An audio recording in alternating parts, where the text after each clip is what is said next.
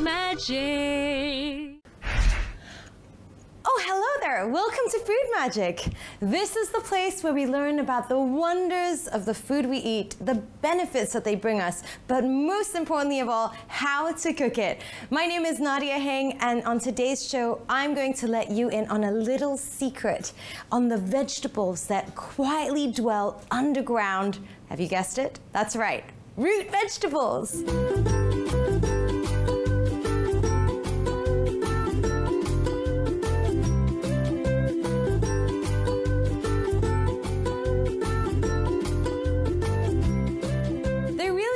Hardly a meal that we eat that doesn't include garlic, onions, carrots, sweet potatoes, tapioca, yam, or parsnips. And the name root vegetables, I suppose, is a little bit of a giveaway considering they all come from roots. Not all of them are though. Some are from bulbs like onions, and you've also got ginger from rhizomes, corm like water chestnuts, and of course you've got tubers like sweet potatoes. Some of them grow in soil, others grow in water, but all the same are absorbing nutrients to help the plants to flourish. Many of these contain antioxidants and anti-inflammatories, many of which also have vitamins like B6, C, and K, which are great for your bones. They even have potassium, which helps your muscles to work, and it's good for your heart. And finally, they are full in complex carbohydrates and fiber, which help to expel the body of digested food. So today, I'm going to share with you more about root vegetables like beetroot, lotus root, turnip, and radish. The beetroot is a taproot of the beet plant, a member of the Beta vulgaris family, which include spinach beet or chard. It's also well documented that beetroot is packed full of nitrates that help blood vessels dilate, which in turn lowers our blood pressure. Similar to the beetroot in color, the radish ranging outwardly from white daikon to the purpley dark red cherry bell is a brassica plant. It is the family of the broccoli and cauliflower. The inside of the radish is usually white and it has a crispy, peppery taste. It's also said to have anti-cancer properties. Then there's lotus roots. The beautiful lotus flower and leaf pads hide beneath the water a root that has been used in Chinese cultural and medicinal practices going back at least 3,000 years. Reaching lengths of up to 4 feet, these aquatic rhizomes contain starch similar to potatoes. Its root powder was often prescribed by traditional herbalists as a drink for upset stomachs. Chinese call it a cooling beverage to restore balance to the body. And finally, let's turn to the turnip. Turnip is a large root of a tropical Mexican plant, Pachyrrhizus erosus. Known as jicama, Mexican yam bean, or locally as sengkuang, this crunchy white bulbous root vegetable is used in all kinds of food preparations, raw or cooked. It is high in fiber and rich in glucosinolates, an antibacterial defense. Eating 1 cup of raw turnip is only 36 calories. So, what can you do with all these root vegetables? I'm going to show you how to make a throw-it-all-together recipe, which is perfect for the night in or for going to a barbecue on the beach.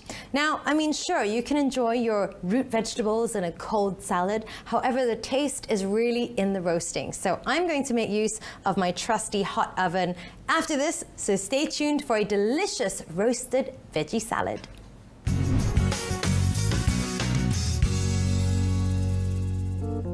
Let's get to the root of this recipe, shall we? So I'm going to introduce our lineup for the dressing first. We've got some arrowroot chips.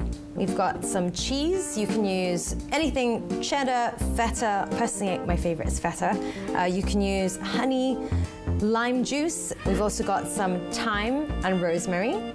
And for our main ingredients, our root vegetables, we've got sweet potato, white radish, lotus, carrot, carrots and some lettuce. So I'm gonna throw in all our sweet potatoes and white radish. And then we're going to add in our lotus.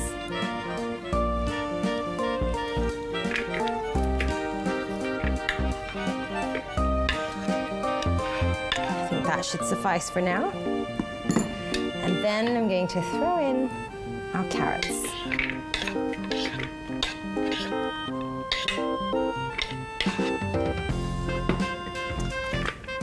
Now, all you need to do is maybe add a little bit of your herbs, so you can go ahead and take out some of these little rosemary leaves. And I gotta say, I love the smell of rosemary. I'm gonna add in some thyme.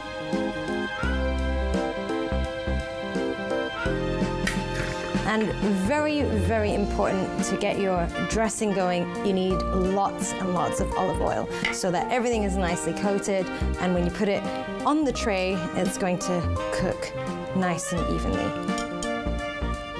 Lots and lots of salt. Some pepper. Add in our lemon juice. And now we're going to add in our honey. I mean, alternatively, of course, you can add in your lemon juice and honey later, but it gives it a nice sweetness in the roast. As it is, all the flavors from your root vegetables are gonna really emerge when you roast it. So make sure all your vegetables are nicely glistening with that olive oil so that they cook well in the oven. Let's spread them evenly on your tray.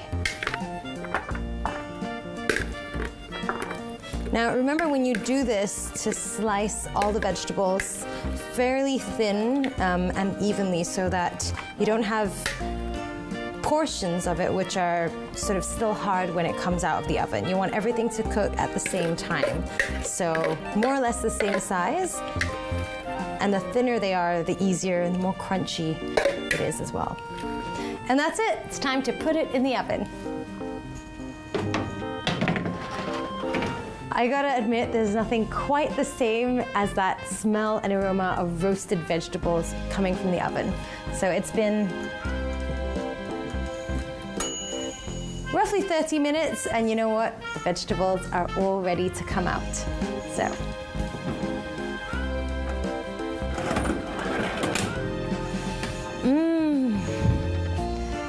I always find that anything roasted just has a super, super comforting fragrance about it. Just makes me want to cuddle up on the couch, watch some television, and just enjoy my food. So we're going to spruce things up a little bit with some fresh, crispy lettuce and a little bit of a dressing. All I'm gonna do is just throw some of our roasted vegetables onto our bed of lettuce.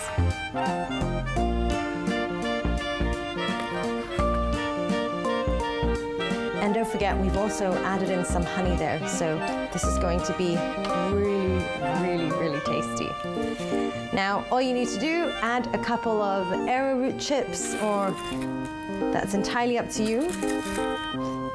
And of course, like I said, you can use any cheese that you've got at home. I just so happen to have some cheddar, so I'm just going to grate some of this on top. So that's pretty much it. You could use some feta cheese, you can use any other cheese you've got at home if you like, and you can even change the dressing up. But I think I'm very, very happy with this. Very simple, very easy, roasted root vegetables. And if you want more, please stay tuned, because there's plenty more exciting things after the break.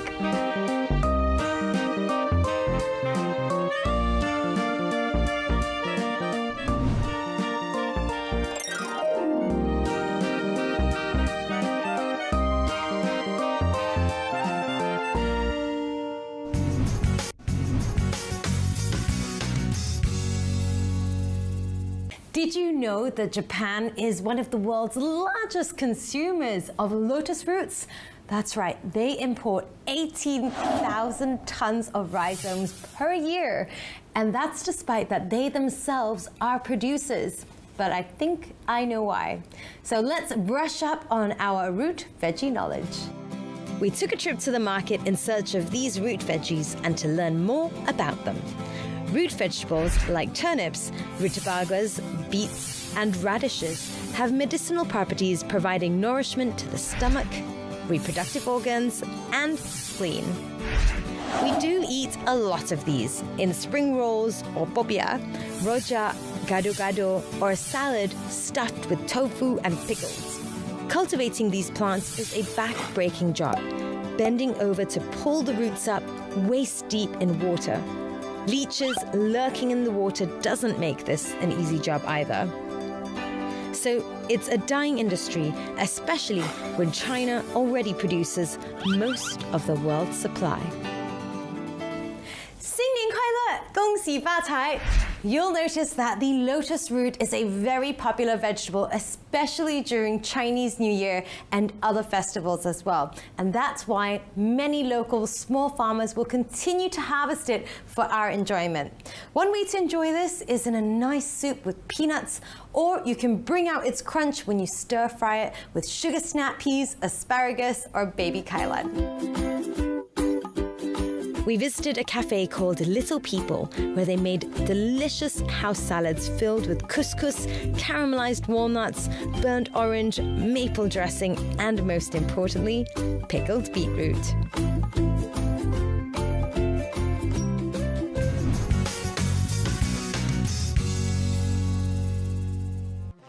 Hi, I'm Michelle. I'm from Little People. Today I'm going to show you that to present our house salad. And here is the ingredients, which is feta, couscous, candied walnut, pickled beetroot, orange, and pomegranate. So first step, we're going to put lemon dew, maple dressing,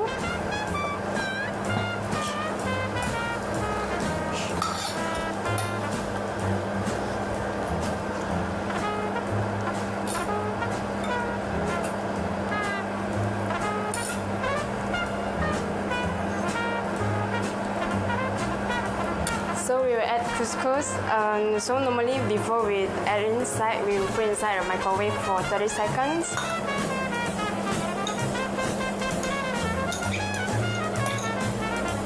And then pickled beetroot.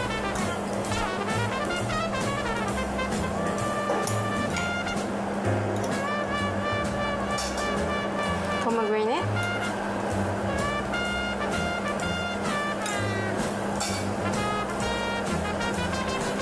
And then feta, we're going to mash it.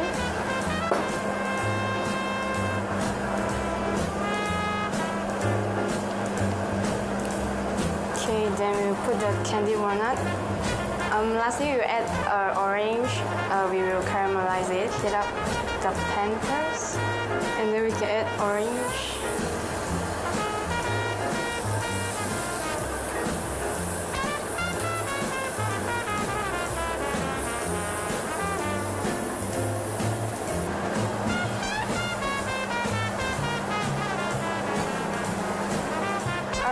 Our house salad is done, which is suit for lunch or dinner.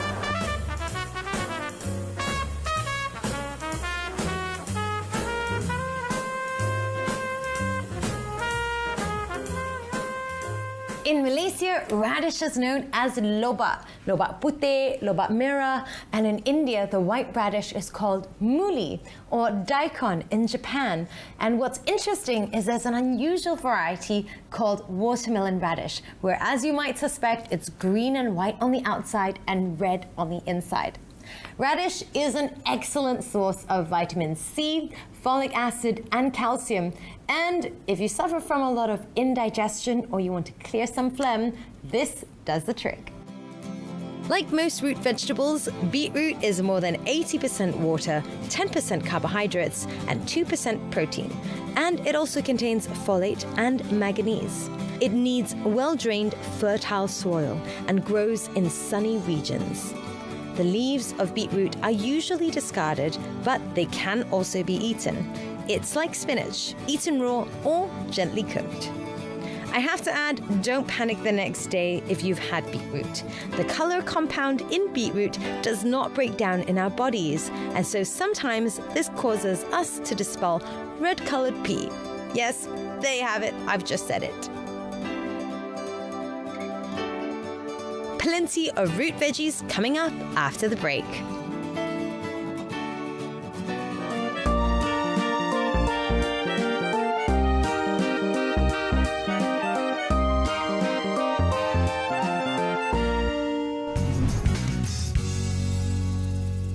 We're back and it's time for dessert. Now I know what you're thinking, vegetables and dessert, really? Well, I'm gonna show you how to make a fudgy beetroot brownie. Now, beetroots are great, especially if you're a runner. They help you increase your endurance. They're great for your muscles and cardiovascular. And of course, what better way than to enjoy it in a good old dessert?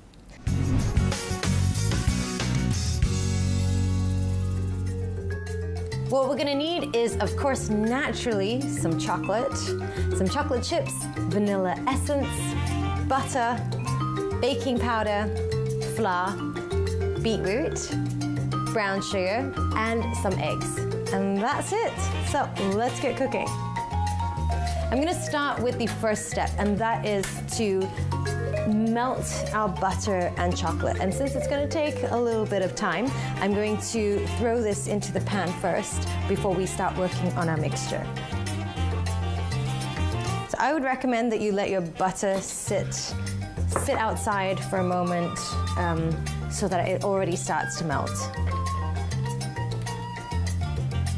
And of course, since we believe in multitasking here, make sure your oven is also already preheated at 180 degrees.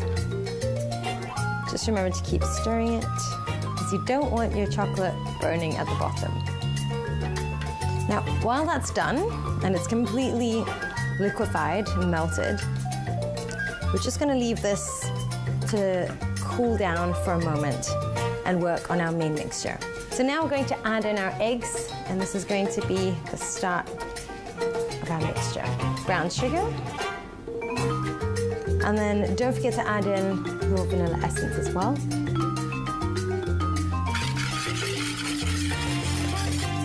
So now that that's done, we're just going to add in our beetroot. So the beetroot here that we've got has already been pre-cooked. It's been boiled and mashed, and this is what it looks like. There we go.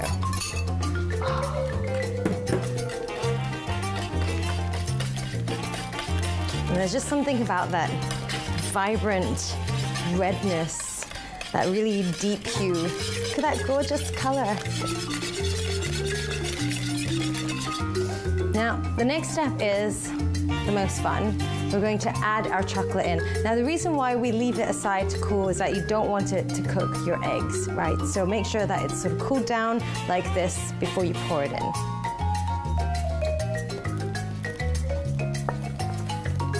I feel like I'm making a magic potion to stay forever young. All right, so now again, we're just gonna go in and we're gonna start to mix this up before we add in our flour and our baking powder and a small pinch of salt. So even though it looks really decadent, I love this recipe because, you know, on that same note, it's got, you know, a very, very healthy element to it. So I've just gone ahead and added our baking soda to the flour. We're gonna just mix it up a little bit. And of course, add a tiny pinch of salt.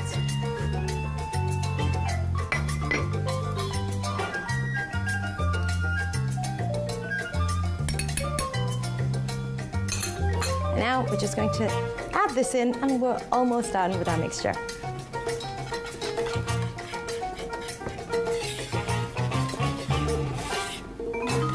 Add in the remainder of the flour. And of course, there's no point making a fudgy beetroot really chocolatey brownie if you're not gonna go all out and add in some chocolate chips. So I'm gonna add half the chocolate chips.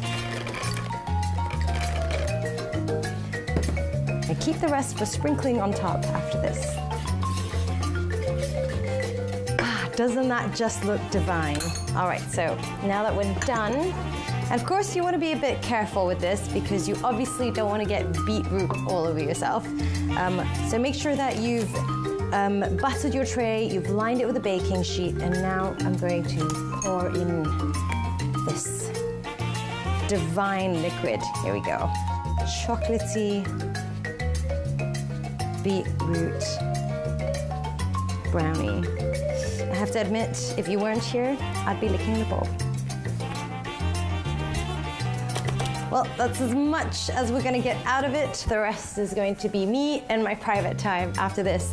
For now, we've still got a little sprinkling of chocolate chips. Add all sorts of chocolate. And now let's put it in the oven at 180 degrees for about 20 to 25 minutes.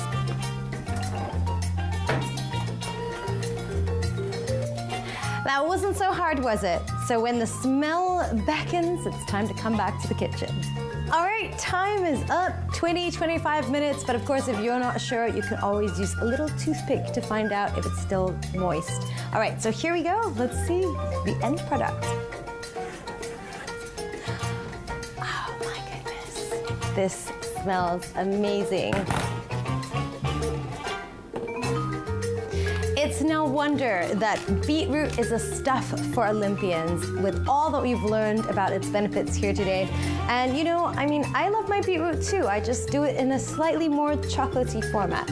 But don't forget, as soon as you've taken it out of the oven, you still need to wait at least 15 minutes for it to cool down before you slice into it and have a little bite of heaven.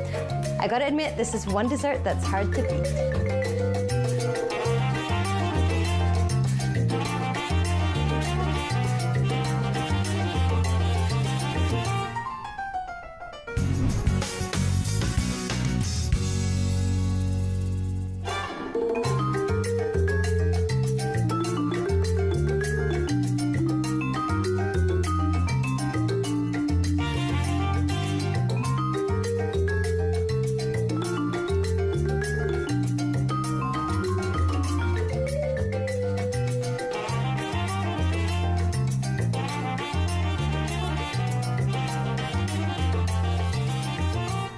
We have come to the end of another episode, but not without, of course, getting to the bottom of our root vegetables like beetroot, lotus root, turnip, and radish.